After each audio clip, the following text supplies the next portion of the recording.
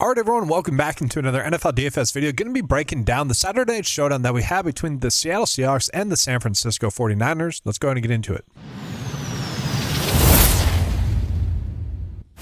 So first, I want to call it the point spread of this game. I find this to be kind of very telling to us, given the fact that Sam Darnold is dealing with some, it seems like some injuries, and just how good will the Seahawks offense be able to operate with Darnold potentially being banged up? And so that's a big question to me. So the fact that Vegas is still telling us that this is going to be a 7-point spread in favor of the Seahawks winning, well, then I think we can kind of trust Darnold to be able to at least operate enough for the offense to be able to function in regards to who we want to be targeting. So I like that. And also, I think part of that is just due to how banged up the San Francisco 49ers are as well. They could be without Ricky Pearsall, and George Kittle has already been ruled out as well. Obviously, that's not a good thing for this offense. Then we take a peek at the point total, guys. 45 total points, a decently high-scoring game. So we do like that there as well. And so, yes, guys, let's just take a peek at this. It's crazy. He hasn't been throwing a football. He is clearly banged up. He's going to play in this game, but the question I have is just how good will he be in this game? And I could see him struggling. I think we still want to be playing JSN. I think he's still going to be fine. He's still going to put up double-digit DK points. Sure, we'll get to him. I don't think we want to play him in the captain spot, though. I think we'd rather, if he's going to be banged up, if Darnold's going to be banged up, I think we'd rather just play Zach Charbonnet in the captain spot or play Kenneth Walker in the captain spot for the Seahawks, especially if they are going to be 7-point favorites in this game. And I think we could actually get away with playing the other in our build as well. Okay, the game against the Niners kind of proved that as well. Now, is that going to be the optimal approach? Probably not, but I really don't mind just going with these three for the Seahawks and kind of just moving on. I kind of think that actually ends up being the correct route to go. That being said, it does feel like AJ Barner is a little bit too cheap given the matchup with the Niners. It is he draws the best matchup among all the Seahawks players, so we don't mind that, guys. Cooper Kupp is arguably a little bit too cheap as well, but he really hasn't done much, so I can see why people wouldn't want to get to him. The Seahawks DST did have a good game against the Niners in their last game. With the Niners being banged up, you certainly could get to them if you want to as well. From there, is there anyone else that we could really consider for the Seahawks? I mean, sure, Shaheed, if you wanted to. I don't necessarily like it. I think we're just going with these three. And then for the Niners as well, guys, to me, it's kind of straightforward.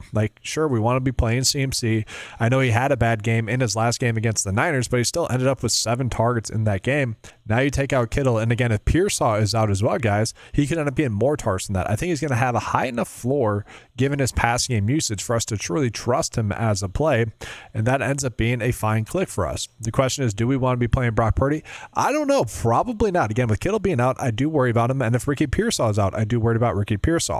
Now, I do want to spend some time on Ricky Pearsall. If he is going to be active in this game, as it seems like he could be, I would rather play him in the captain spot because he's kind of the player that to me is like the make or break point for this offense. And he's a cheap enough captain play where he would open up enough for us if he does end up being active. And so that's kind of the route that I want to go, is playing him in the captain spot if he's going to be active. If he's not active, guys, well, we do know Juwan Jennings is going to be a fine play.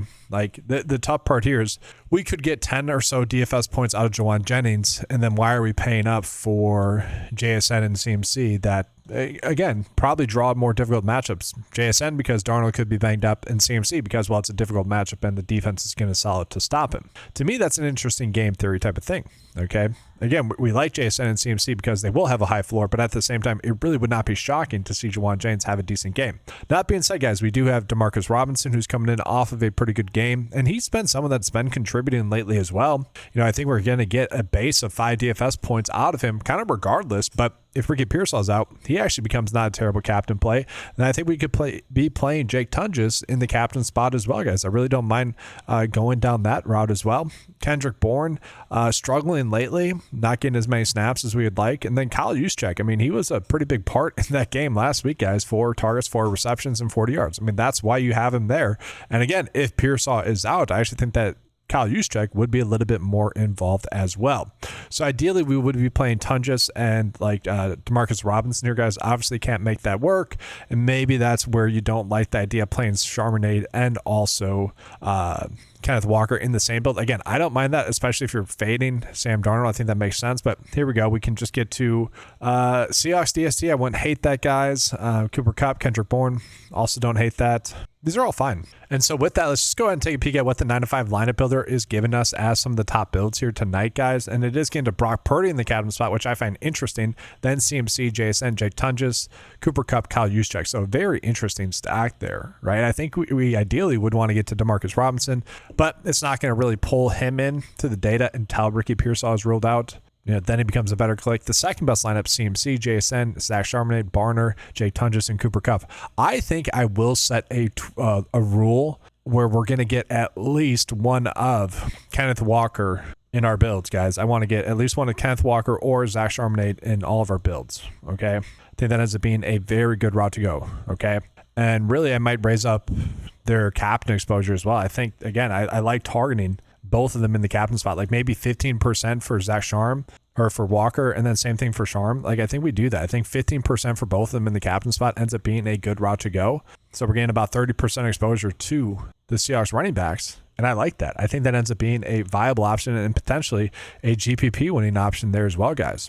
What's interesting is the top build with Walker in the captain spot is going to be Walker, CMC, JSN, Zach Charbonnet, Cooper Kupp, and Kyle Juszczyk. So kind of interesting there.